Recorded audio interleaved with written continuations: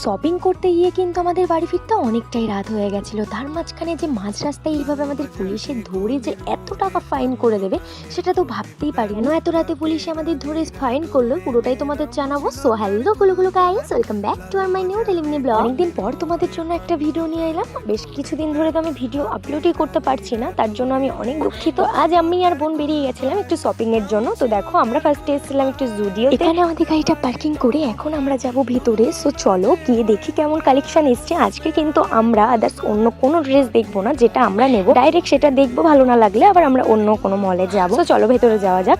আর দেখো আমরা কিন্তু মলে গেলে সমস্ত জিনিস দেখি, আর আমার কিন্তু আজকে দেখার অত টাইমই ছিল না, তাও অনেক লেট হয়ে গেছে। কিন্তু আমরা ফার্স্টে দেখছি জিন্সের কালেকশন গুলো, এটাই আমার বেশি দরকার ছিল। তো দেখো এটা বেশ ভালো লাগছে, কেন জানি না মন মতো হচ্ছিল না। তো আরো কয়েকটা মল ঘুরে কিন্তু আমরা এসেছি শেষে এক্সপ্রেস বাজারে। তো দেখো এখানে ওয়েট করছি, ট্রায়াল রুমে ঢুকেছিল কয়েকজন, আমিও ঢুকে গেলাম ট্রায়াল রুমে। অ্যান্ড আমিও ড্রেসটা পরে দেখে নিচ্ছি আমাকে কেমন লাগছে। ফাইনালি আমি এটাই নিচ্ছি, জিন্স আর টপটা। তোমাদের কেমন লাগলো অবশ্যই কিন্তু জানিও। তো চলে আসলাম এখন আমরা বিলিং করতে, কারণ আমাদের বেশি টাইম নেই। সো এখন যাব আমরা একটু শু কিনতে।